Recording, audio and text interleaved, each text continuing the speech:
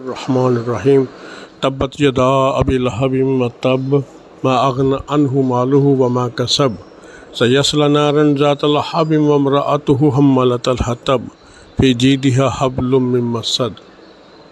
اللہ رب العزت ہم سب کو قرآن سے فائدہ حاصل کرنے کی توفیق عطا فرمائے اور قرآن کے مطابق چلنے کی توفیق عطا فرمائے۔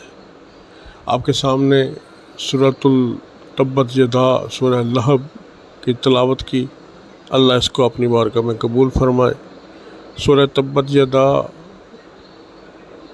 بڑی زبردست صورت ہے، دشمنوں کو مغلوب کرنے کے لیے، دشمنوں کو دفع کرنے کے لیے، دشمنوں پر سبقت حاصل کرنے کے لیے۔ ایسا شخص یا ایسے لوگ جو اپنے دشمنوں سے بہت تنگ ہوں، دشمنوں نے ناک میں دم کر رکھا ہو، آپ کی عزت کے دشمن بن چکے ہوں، تو وہاں پر جہاں مقصد آپ کا جائز ہو تو وہاں پر بڑا ہی یہ آسان سا عمل ہے، کوئی مشکل نہیں ہے۔ تو یہ سورہ تبت یدا کا نقش آپ کی خدمت میں حاضر ہے، آتشی چال میں لکھا ہوا ہے، آپ نے بھی آتشی چال میں ہی اس کو لکھنا ہے۔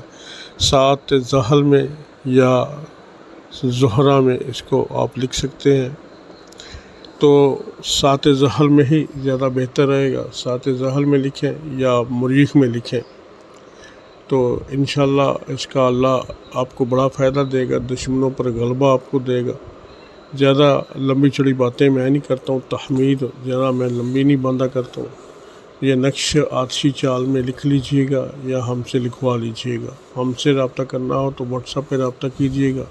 اس کو شیئر ضرور کیجئے گا تاکہ اور بھی کسی کا بھلا ہو، اور سبسکرائب چینل کو بھی ضرور کیجئے گا تاکہ آپ کو جب بھی کوئی ایسی ویڈیو جس میں زیادہ تر بھلے کی ویڈیو ہی ہوتی ہیں تو وہ ویڈیو آپ تک آسانی سے پہنچ سکے۔ اللہ رب العزت خیر عطا فرمائے۔ نقش آپ کے سامنے ہے، تو اس نقش کو اسی طرح سے یہ آتشی چال میں لکھا ہوا ہے، ایسے ہی لکھ لیں، غلطی نہ ہو، مفکورات جلا کر لکھیں۔ انشاءاللہ دشمنوں پر غلبہ ہوگا۔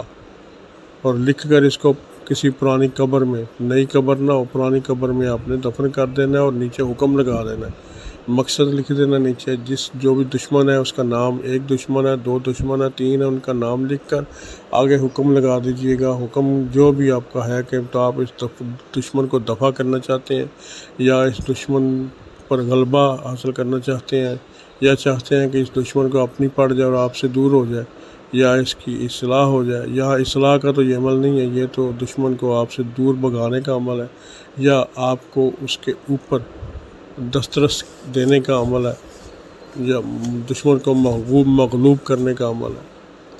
تو یہ بڑا زبردست ہے، اس کو کر لیجئے۔ بعض اوقات یہ عمل آپ کو اگر آج کیا ہے تو 7 دن بعد پھر کرنا پڑے گا، پھر 7 دن بعد کرنا پڑے گا۔